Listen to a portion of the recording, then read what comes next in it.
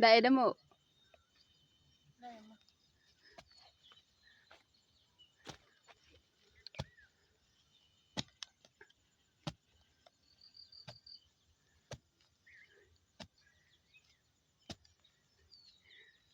Cái thép big bù. Hàng keng mà sao không kệ. Đó.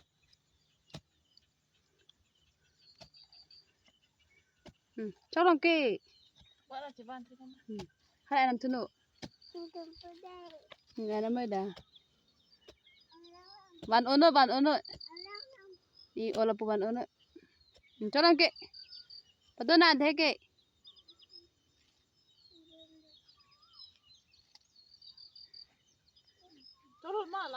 Cháu lô.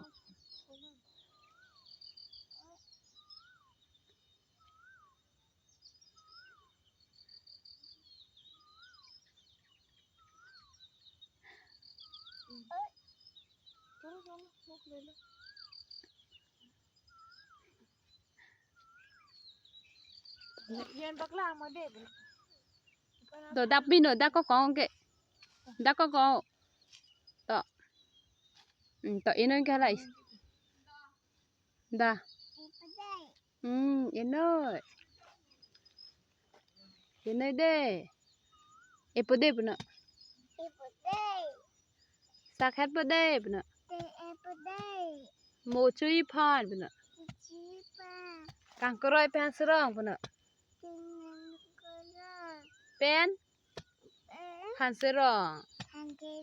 Kechopo. Behendi talo. Chu po. Na ebide madun de. Ha? Ebide madun de ka? Duni madun de ebi. Theng ma thek theng de ebi. Pinu na school dun di. Ancho school di. Ancho school dun bana. Cholong ke.